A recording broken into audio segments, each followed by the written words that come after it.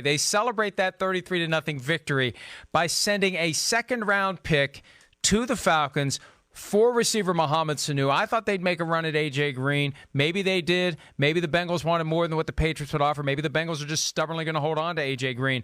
But it's Sanu, the guy who was the forgotten man in Atlanta. The Falcons, Peter, have to be thrilled with getting a second-round pick for Mohamed Sanu and getting that contract off their books. And now the Patriots have another piece in the machine, this collection of guys who none of them are spectacular, but collectively they're going to provide Tom Brady with at least one open man on any given play. Mike, I'd rather have Mohamed Sanu than A.J. Green right now for the rest of this year. And I know that everybody's going to say, what are you talking about? First of all, he's cheaper. He's going to be less expensive to acquire, and I can trust him health-wise. I can't trust A.J. Green health-wise.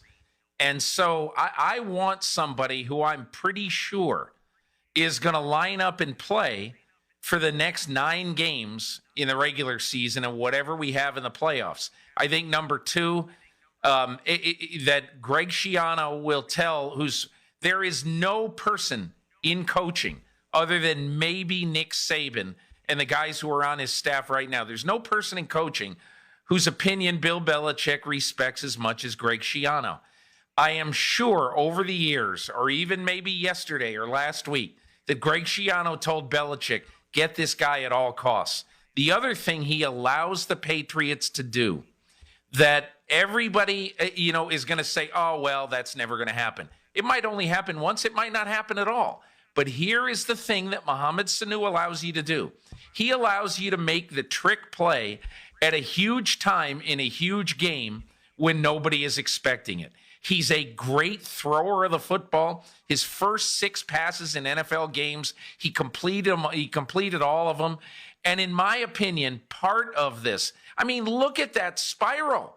That ball goes 50 yards in the air. And so I just think that he does a lot of things that are going to help this team right now.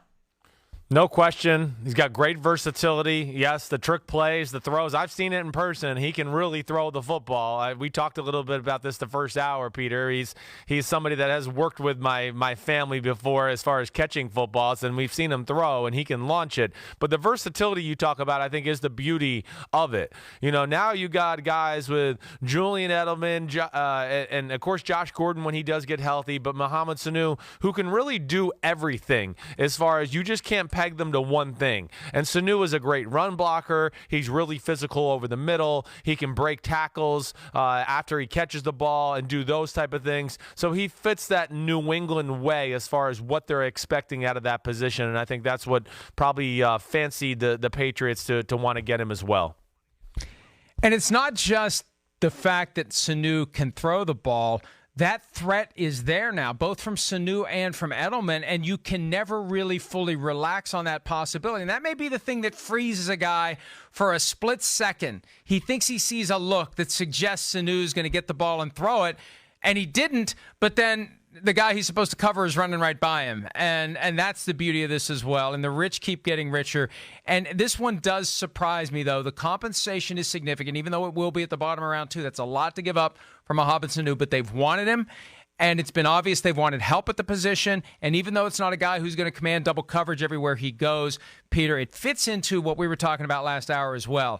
They never have. They had for Antonio Brown for one game, but they rarely have in recent years in New England one receiver who just has that personality that's going to suck up all the footballs, and you have to feel compelled to get him the ball and get him involved like Odell Beckham Jr. It's just another piece of the puzzle. And Tom Brady said after the game last night when he was talking about Jacoby Myers, the undrafted rookie who had 4 catches last night and 5 the week before, I just throw the ball to the open man. And Sanu allows them to continue that. It gives him another guy who's going to be open, and Brady's going to know when these guys are open. He's going to throw him the ball, and nobody's ever going to complain. And that's the best way to run this offense. Mike, I was the pool reporter at the Super Bowl before the Falcons-Patriots Super Bowl, covering Falcons practices. And that week, the one thing I noticed about the Falcons, okay, that was a Kyle Shanahan coached offense.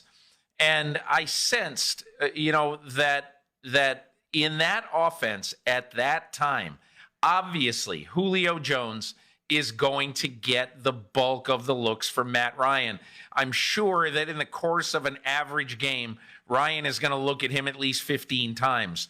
But the one thing about those 3 practices that I watched is that Sanu is a worker bee who is not at all cocky or, hey, give me the ball.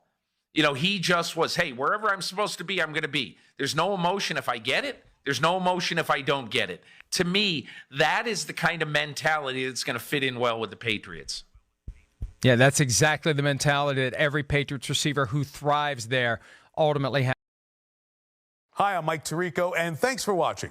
Make sure to hit subscribe for the latest news and highlights from NBC Sports.